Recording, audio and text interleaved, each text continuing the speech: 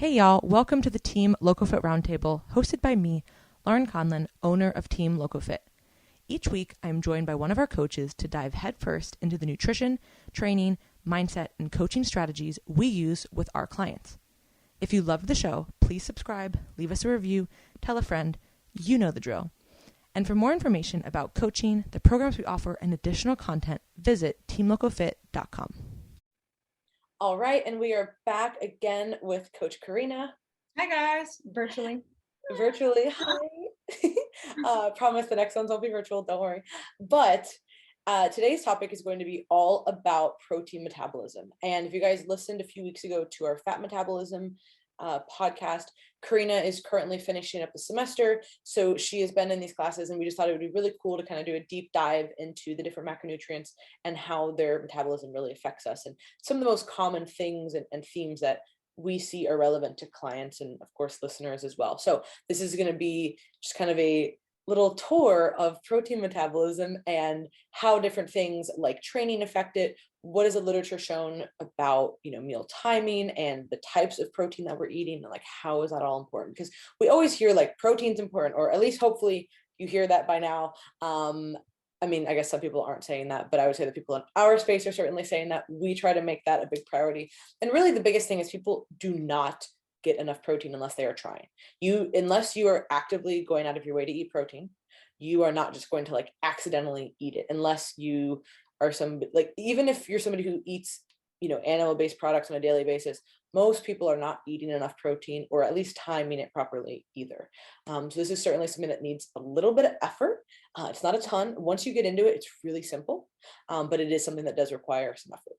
Yeah, that's something I've definitely learned eating intuitively for a while myself. And then as I navigate, coaching others who want to have some flexibility with their diet and don't feel like tracking all the time, it's like, you really got to track protein sometimes to make sure you're getting enough for actual like maximizing muscle protein synthesis, because yes, we want to eat intuitively, but your goal is still to build some muscle mass. Your goal is still to maintain a body composition that you're super comfortable and confident in. And building and maintaining muscle mass is a huge part of that equation, and making sure you're getting enough protein in is super important. And so I feel like protein is the hardest for most people to get in, because especially in today's age, it's not as like readily available in snack form, I would say, or as cheap. It's one of the more like expensive macros compared to carbs and fats. So yes. And one more thing to touch on before we dive in, but when you said maintenance too, that's incredibly important. People think that, oh, I don't want to eat a lot of protein because I don't want to get a lot more muscular. That is not what we're even talking about. If you're somebody who trains at all, even a few days a week, maintaining muscle is incredibly important, especially as you age. And remember, when we talk about aging, this is not just for people who are much older. This is after like 30 is considered like when you're starting to like age, right? So if you're 30 and on, you are going to start this process of likely declining in muscularity if you are not actively training and you are not actively eating enough protein. So it's just something to keep in mind. Like, it's not like this is not just a talk for bodybuilders and whatever. Like, this is about actual health. And there's also physique benefits as well, but mostly health. Yeah. And especially I think after 30, it's like each year you have some like small percentage decline in muscle mass or your ability to maintain muscle mass, which is why it's then very important that you continue to resistance train, pay attention to protein intake, etc. But we'll go ahead and dive into protein metabolism. So how is protein different than the other two macros? I think how we look at it as coaches when we are setting up macronutrient ratios, protein is not going to be the macro for energy at all, but it's mainly for recovery to training adaptations and making sure that we are building and maintaining muscle. So I look at protein as like, okay, this is our recovery and adaptation macro to make sure that we are building muscle, recovering well from training, whether it's resistance training, endurance, exercise, etc. And so each day we're constantly degrading and replacing some protein in our body. And I think a lot of people have heard of the term protein turnover or net protein balance. And so another term that we should probably kind of lay out is muscle protein synthesis, something that, gets thrown around a lot as well. And what we really want to do with our diet and trying to manipulate protein is maximize muscle protein synthesis, or the rate at which your body is actually building muscle using essential amino acids to create, muscle mass. Making sure that those rates are higher than muscle protein breakdown, because even at rest all the time, we are constantly breaking down protein in the absence of resistance exercise and protein intake. So this equation for net protein balance, it's going to be super important for us if we want to maintain and gain muscle mass, that we try to maintain a positive net protein balance as much as possible. So for example, if you're someone who is interested in improving body composition through gaining and maintaining muscle mass, eating one meal a day at the end of the day is not going to be ideal. Or intermittent fasting. I hate to say it, but that's also not going to be ideal for maintaining muscle mass. It's definitely going to be in favor of losing body fat. Go ahead. Or the really common one, which is people are eating 3 meals a day, but they're eating low protein breakfast and lunch, and then their dinner is very large, which there's no problem with having a large dinner. But the problem is when we're talking about protein, if you're getting 15 grams of protein at a meal, you're not hitting what Karina's talking about, which is muscle protein synthesis. It's just not going to be enough. So it's not that it's pointless, because total protein is going to help with muscle protein breakdown, or at least preventing muscle protein breakdown. So it's not for nothing, but it is certainly not going to spike MPS, which is what we need in order to build and really kind of maintain. Yeah. So I think next we should go into what puts us in a positive net protein balance, or what stimulates muscle protein synthesis. And so the literature has shown that the two biggest things are resistance training more than anything, and also protein intake. I had to. I was like, everyone saw Lauren flex. A really pathetic flex. No, her shirt almost ripped. Like, I don't know if you guys heard it, but you could hear like the fabric tearing. I am wearing a neon shirt. I know if you guys are watching, you're like, who is this person? So it basically just turned green because I'm the Hulk and I'm just so jacked, but it's fine. So what I like to do with, obviously, when we're discussing these things, is look at a few studies and kind of just talk about what they found. So, in a study looking at the effects of resistance exercise versus endurance exercise on muscle protein synthesis, researchers found that endurance exercise had no effect on muscle protein synthesis in trained individuals compared to resistance exercise.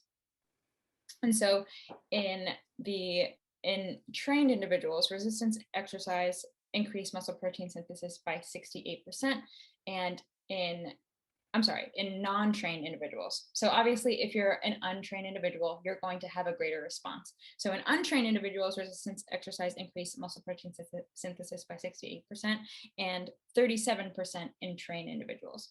Now, I think what's going to be super important is to talk about, obviously, the protein side, which is what we care about with this podcast, is yes, you can increase muscle protein synthesis with just resistance training.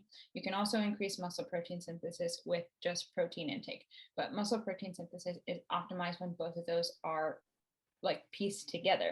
So when we are creating plans for clients, ideally we would like for them to be resistance training regularly, and we have a set threshold for protein intake for them to make sure that they're consuming each day. For me, a little bit of a nitty-grittier detail that I will recommend most clients do, and it's also really good for in terms of maximizing muscle protein synthesis.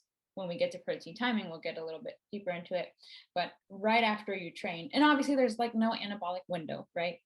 That's a myth, but right after you train, having a protein shake right after, because while there is no literature that says there is an anabolic window that exists, the closer that you can consume whey protein to resistance exercise, the better chance you have at or optimizing muscle protein synthesis.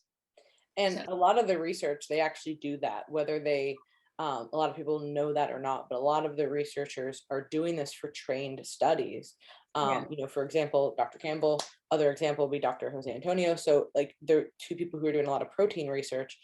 They are doing that. They are providing protein afterwards. So like part of those, Yeah. and they disclose that. It's not like it's unknown information. But when you're reading those studies, you have to take that in consideration. So in Campbell's lab, they come in and they train and then they have a protein shake afterwards, right? And like, that they have it because you watch them. So it's not just like, hey, we sent you home with something, hopefully you ingested it, but somebody's going to be having it. And while there's not necessarily, the detail is so small with that, but those types of small things are, one, really easy. It's not hard to have a protein shake after you work out. Yeah. And two, even though it's small and it might seem negligible, those small things add up. If you do that for 5 years, you're going to have a small positive benefit. It's not going to be a negative, and it might be a small positive. So why not do it? And then another reason that we like it, if you talked about this before, but is also the hunger response afterwards. Yeah. So especially when I was in contest prep, like if I didn't have a protein shake on the way home from training, like I was in trouble. Like, Shit's getting weird when I get home. Yeah.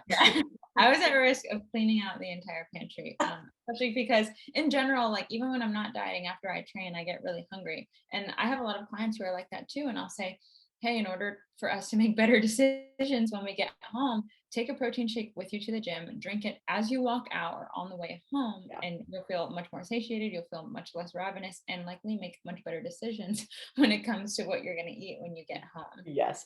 And it actually works too for the opposite. If you're not that hungry, it actually helps, because a lot of people, they really don't like eating afterwards, but a shake can actually be really helpful because it's like, all right, we're still getting the nutrients in that we need, but you're not having this big meal. So it actually works both ways, which is kind of unique, but I've seen it in both instances.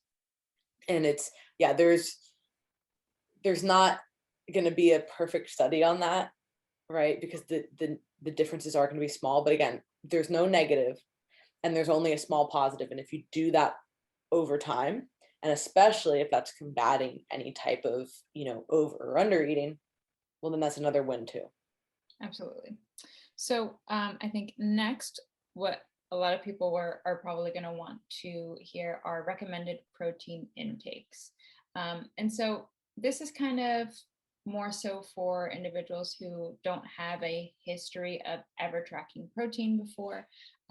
Usually when we are taking on new clients, what we'll do is kind of take the intake that they were previously adapted to, and then slowly over time adjust to what we think would be optimal if they're not already eating at an optimal intake. Just because if you take someone who is eating like 50 grams of protein a day and try to bump them up to 130, first of all, they're going to be like, this is really hard, because like we said, protein intake is really hard to, hit kind of intuitively. And then also I've personally found that when you take that jump in protein intake, there's a lot of GI discomfort as well. And so, but anyway, so want to go over what you might find the RDA recommendation might be. So the RDA recommends that you intake 0.8 grams of protein per kilogram of body weight. This is the recommendation for most healthy individuals who are over the age of 19. Now, this does not consider individuals who are regularly resistance training and regularly, tearing down muscle tissue, who might need much more to repair.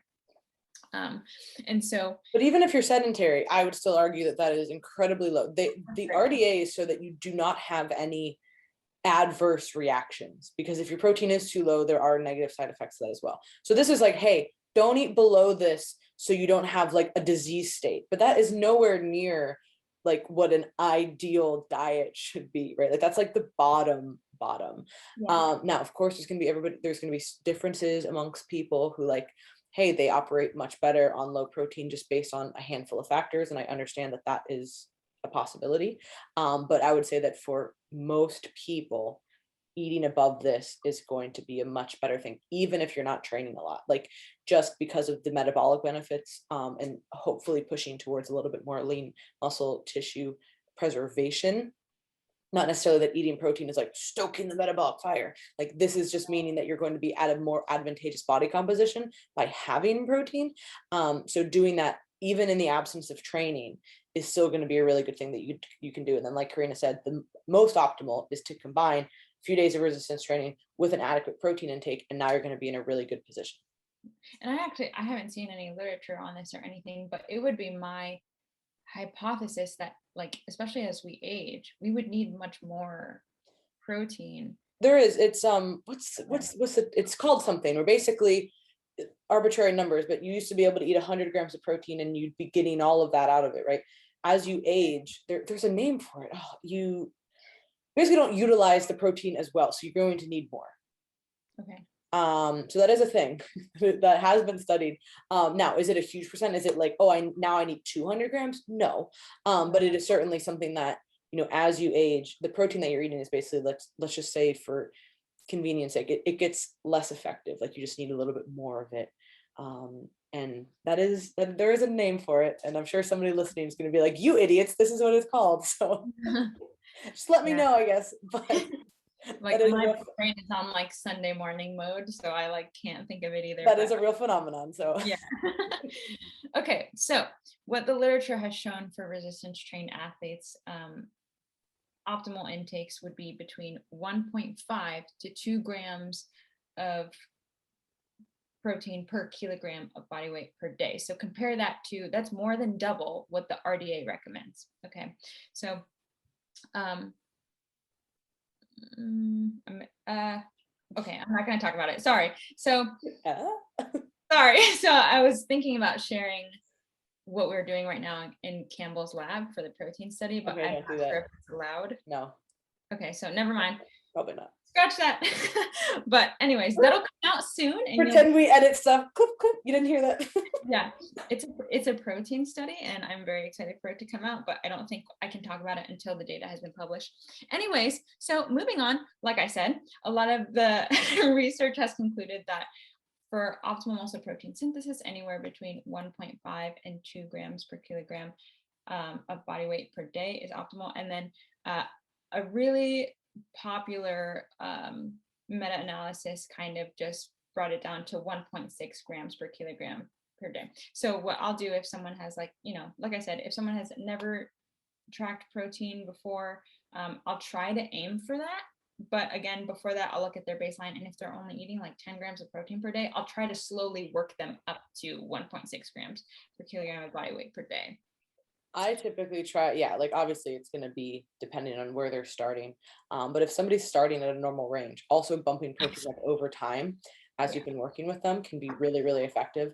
And this is completely anecdotal, but I've noticed a difference with myself as well as people that I coach. Having a higher protein intake typically just leads to a little bit of a denser looking physique. And obviously there's going to be a lot of benefits with protein for satiety, as well as, of course, muscle building. So are the differences negligible? Is 1.6 versus 2.4 going to be statistically significant? Maybe not. Yeah. But on a population level, maybe not, because we're looking at meta-analyses and we're looking at the averages of all of these studies. But if we're looking at, okay, like the same thing with the protein shake after or around training, is that going to be in a study? Probably not. But is there a small positive benefit? Most likely. So if we do that over time, it typically works out to be a little bit better. So yeah, those are just ranges. But for like simple math for anybody listening, if you're not familiar with kilograms and all that, this is actually under a gram per pound. But I would say that just try to aim for around that. Like that's going to be like your gold standard. It's like probably going to cover all the bases. You could probably get away with a little bit less and a little bit more and be good to go. Yeah, I think it's also cool to mention the upper limit of protein that has been researched in the literature. And so 2 studies showed that 3.3 grams of kilogram per body weight per day and 4.4. So now, that's double of like the upper limit of what is typically recommended. Those have been shown not to increase lean body mass amounts any more than 1.5 to 2 has. Like Lauren has mentioned, I think that, there are anecdotes of people who they increase protein and they look so much better, or they recover much better. But I think just looking at research as kind of like, okay, this is our starting point. Yes, always. This is where we can start. Okay, now let's see how my individual body or my client's individual body might benefit, or it might not be beneficial for them, and how can we adjust it from that baseline. So I think it's cool to point that out. But one takeaway I would recommend, if you have no idea where to start, maybe a gram per pound of body weight per day. Okay, and I think this will probably be my favorite part of the podcast, is the effect of protein quality on overall dietary protein intake, because I think that people think that they can just get away with eating a bunch of protein chips and weird protein cookies and really not understand, okay, there is actually differences in bioavailability and biological value between protein sources. And if we want to maximize muscle protein synthesis, muscle hypertrophy, we need to make sure that we are actually getting our protein from good quality sources. So to start this off, a study showed to support nitrogen balance in young males, or making sure that they're in a positive net protein balance, one would need to ingest 85% more protein in total if they consumed it from just a whole wheat source compared to a beef source. So if you're just getting your protein from wheat sources, you would have to eat so much more of it than if you were getting it from primarily beef or whey, because it's a very low quality protein. I think it's going to be important to quickly go over what essentially makes up a good quality protein. So we want to have all of those essential amino acids in a protein source to make sure that we are having a higher quality protein, specifically leucine. And so if we're kind of listing protein sources in order of quality in terms of having all of those essential amino acids and being able to stimulate muscle protein synthesis, it has been shown that, whey protein or milk protein has been at the top, and then at the bottom are those like soy and wheat sources of protein, which is why when we have vegan clients, I will typically have to make their protein targets so much higher, because they need to eat more of it to have that same biological value or bioavailability of protein, because a lot of those non-animal protein sources lack the entirety of the essential amino acids which make a protein source high quality. So they just have to eat more of everything. Yeah, and it definitely gets challenging, because then obviously the more that you're getting with that, it's not just protein, right? You're getting typically carbs and fats as well. So that can be hard, because say you obviously black beans have a source of protein, but in order to get the same amount of protein in black beans versus a steak, the literal volume of food is going to be so much more. Also, there's going to be, in that instance, a lot of carbs as well, which is fine. Yeah. But I don't think anybody's gonna be like, all right, I'm gonna eat the same amount of black beans that I would for a steak, because that would be like horrifying. There would be so many black beans. Oh my God, I'd be like, literally, so I'm like getting grossed out there. I love black beans too, but that would be like a repulsive amount.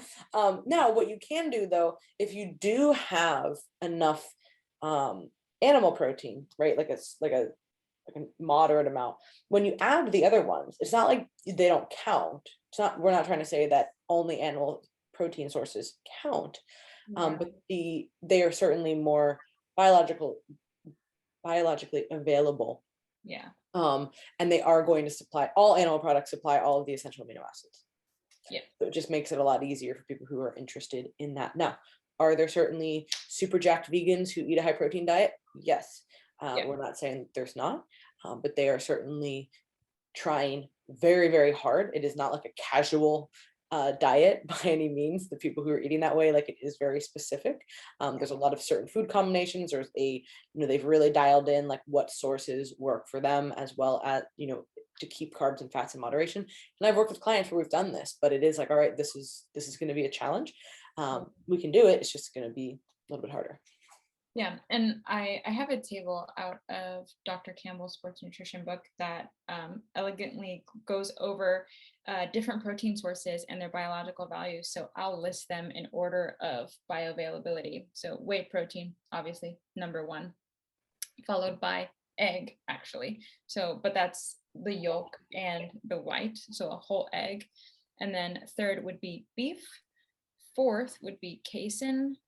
Fifth would be soy, and then lastly, wheat. So in order of obviously biological value, most bang for your buck in terms of how much protein you need to eat to maximize protein synthesis. Obviously, whey protein is number one, which is why whenever we do onboard new clients, the only supplement that I would recommend off the bat, maybe besides like greens and a microfactor or multivitamin, is make sure you have a whey protein powder, especially if you're not familiar with eating that much protein. It's just going to make hitting your It's just so easy. I Like know, right. it makes your life that much easier. And nowadays, there are so many amazing tasting proteins. I like the pickiest people can like protein, right? Like there's something for everybody. And I guess not everybody, but for most people, there's a flavor for everybody. And if you get a high quality protein, like First Form is what we recommend, the way that they process it is superior, and they don't add a bunch of stuff in there, so it's not going to be a ton of GI kickback. Like if you're going to like Walmart and getting cheap protein, like yeah, maybe that's not going to be the best for your stomach. You hear the horror stories of like, oh my gosh, like I couldn't digest this protein. Higher quality protein, like fish oil and protein, are going to be more expensive the higher the quality they are. There's no getting around it.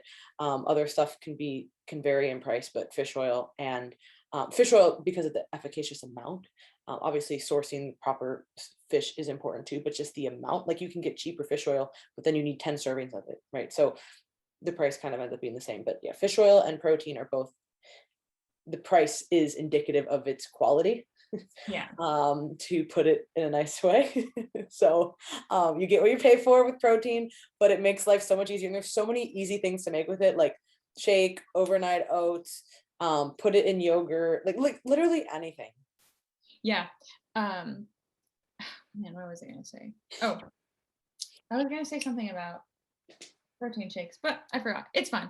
So we'll kind of go into our next 2 points. And now we're getting into like the more nitty gritty details of protein. So how much protein do we need at each meal? And I think now is where we talk about like protein overfeeding. Like, is there any benefit from eating 30 grams of protein at a meal versus like 70 grams of protein at a meal? And so what studies suggest is that for optimal muscle protein synthesis, that kind of, best range is between 20 and 40 grams of high quality protein per meal. And so I think our next question follows up with, well, what happens to excess protein at each meal? And so that's immediately where my brain goes, is like, okay, well, if I'm eating, 60 grams of protein in one meal, is the rest not going to synthetic processes? And I think more so like my brain would go toward, how much protein am I getting entirely within the day? But what happens to excess protein in each meal, or if you're just simply protein overfeeding throughout the day, maybe going past that 2.5 and into that 4.4 range, is that extra protein just gets oxidized and metabolized to use for energy, but is not being used toward the muscle synthetic process. And so I think another thing that comes to mind is the thermogenic, oh my God, I can't think of the word. Yeah, okay.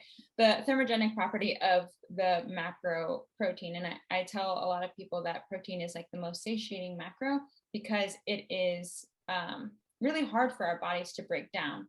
And because our bodies have to work a little bit more to break protein down, it essentially, I don't want to say burns calories to break it down, but it increases. It's like celery, Exactly. Like there's no negative calories. But anyway, my point going with this is that not a total waste. Right. Yeah.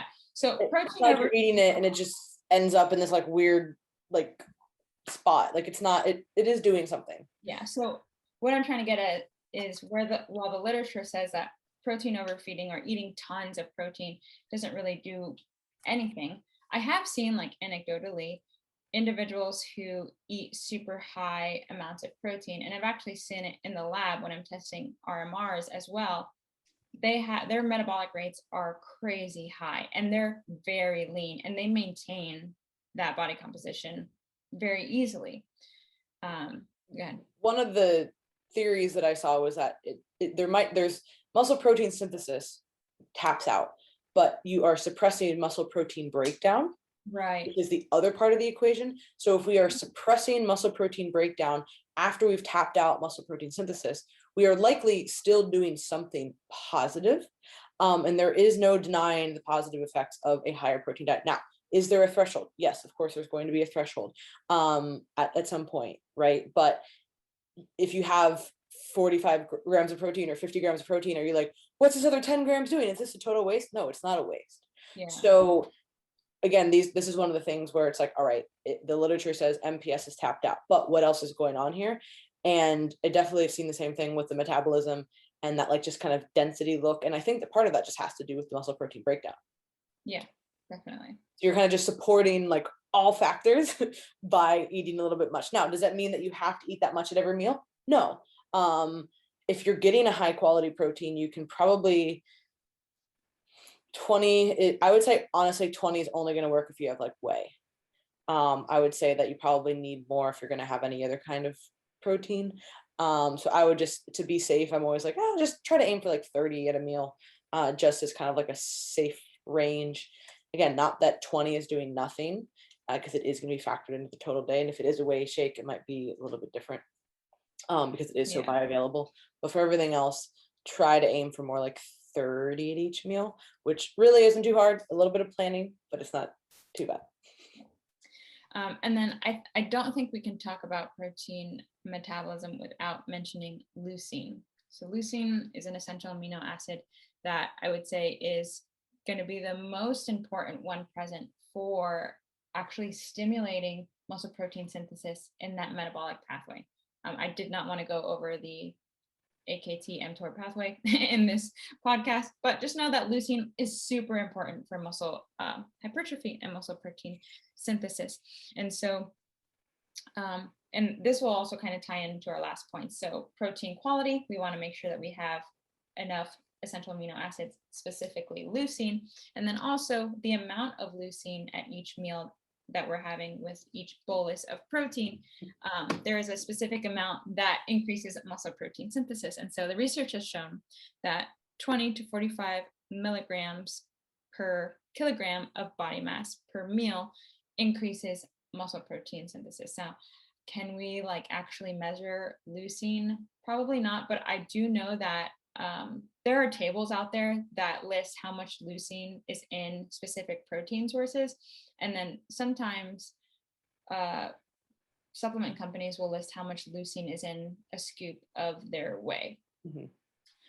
So that's just something to keep in mind. And then I also wanted to talk about leucine content in different protein sources. So beef, poultry, casein, egg, and fish are 8% leucine, and whey is 12% leucine, which is, why we're big proponents of whey protein. We think it's super important in terms of a supplement to have if you're resistance training, if you're trying to improve your body composition, etc. And so, I just wanted to touch on the importance of that essential amino acid for muscle protein synthesis. And I think that goes into a huge part of like protein quality. Okay, how much leucine is in this protein source? And then lastly, let's just touch on the protein timing. So obviously we've talked a lot about totals. We've talked about, okay, per meal, let's try to have about this amount. But how much would you recommend, like, as far as like a daily amount of meals? So I believe this is actually Lane Norton's research that has shown that muscle protein synthesis is maximized every 3 to 4 hours that we have enough leucine. So there's also a study that does like continuous like intravenous 24-hour protein feeding versus 3 to 4 hours of just having enough leucine and protein source, and there was no difference. So the optimal timing is having a serving of protein every 3 to 4 hours, and for most people that typically lands between like 4 to 5 evenly spaced meals per day. Yeah, I would say 4 is always like an easy one, because again, most people are probably already eating 3 meals a day.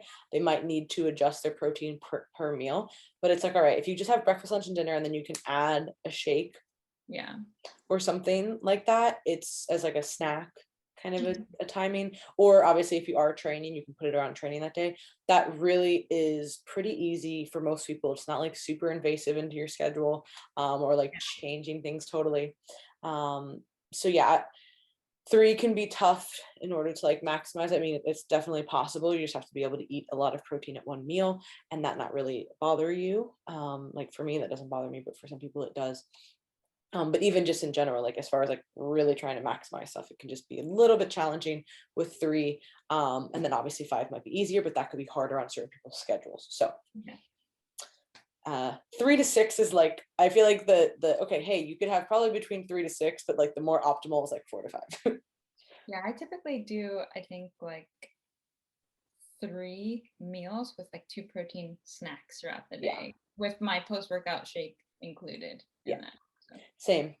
Usually I'm 3 and then 1, but it just depends. Sometimes if I'm training like twice a day or, whatever ends up happening, Yeah. might add more. But yeah, I think this was really, really useful. And kind of going through some of the intricacies, not too many, but Yeah. to give people a little bit more background about why this is so important and just how this affects your body. Because it's not just like some dumb meathead advice, like you have more protein, like it really is impactful. And I would encourage you guys, if you haven't already, to go back and listen to the podcast I did where I interviewed Dr. Gabrielle Lyon. We did some really, really awesome podcasts on just kind of understanding protein in general. And she's a doctor who did her fellowship looking at aging and like, all of these different types of things. And one of the biggest things that she saw was not just, as body fat went up as people age, but also how little muscle mass they had and all of the trickle down health effects from that. So we go over a lot of things in those podcasts as well, if you're interested in more on these like topics. You have anything else? No, that was it for me. All right. So thank you guys, as always, for listening. You can go to teamlocofit.com to listen to some of the other podcasts, to read any articles, send us an email, or apply for coaching. So that's all for this week, and we will talk to you guys next week. Bye.